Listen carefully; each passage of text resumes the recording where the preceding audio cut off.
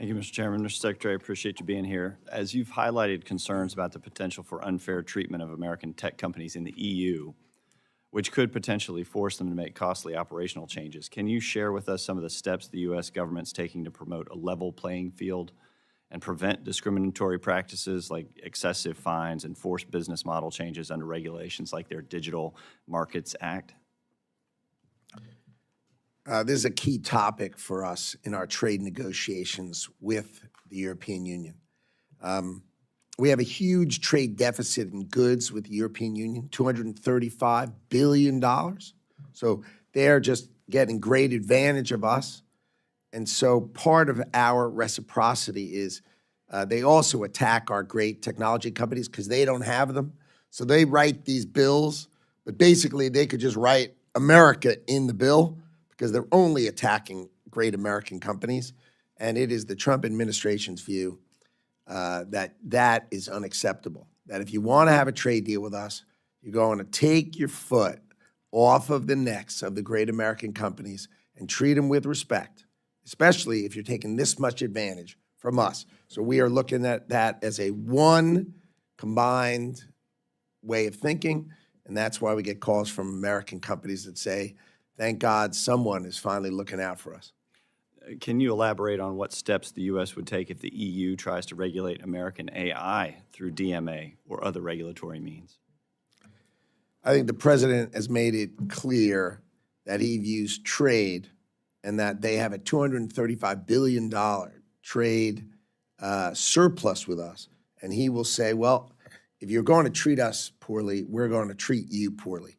And if you want to treat us well, we'll treat you well. Let's be reciprocal in how we treat each other. You're taking advantage of us, and I think the president will make sure, since we are the inventor of all of the leading AI chips of the world, we, America, are the inventors.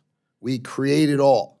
We make them in Taiwan, that's another topic, but we invent it all. We need to protect our intellectual property, and we need to make sure our compute power is here in America. Mr. Secretary, in your testimony, you mentioned the removal of more than 50,000 fraudulent goods and services from the trademark register. Can you expound upon your efforts to counter trademark fraudsters, especially those that are foreign entities? What is common is that a great American company puts a trademark out, or even a young American company, and these other companies, and generally China is the leader in it, but they're not exclusively.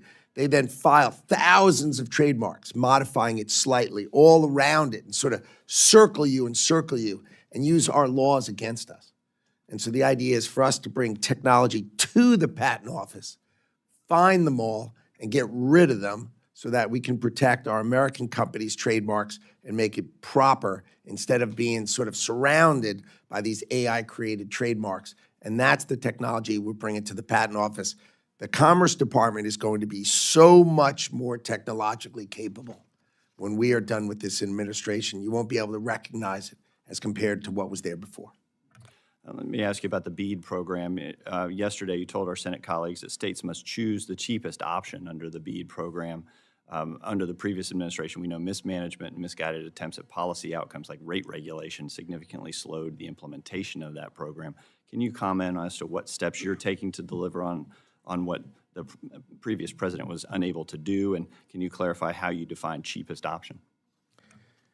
Sure. The Congress authorized broadband access to across America, and I want to make sure we get the benefit of the bargain, which means there's three ways you can do it. You can do it by fiber, you can do it by what's called fixed wireless, like Wi-Fi, we all understand, and of course there's satellite.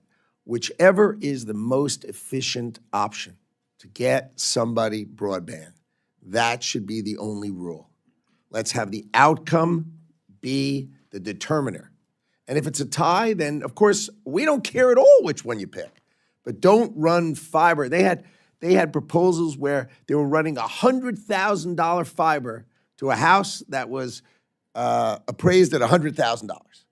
That's silly. So whichever is reasonable. So what we've asked all the states to do is rebid just with reasonable technology, and then we'll get the money out the door in the calendar year 2025, the Biden administration had 30 months, and they got zero out the door. So that's the difference between the Trump administration and the Biden administration. We will get the money out the door. Thank you for keeping the taxpayers in mind. Appreciate it. Yield back.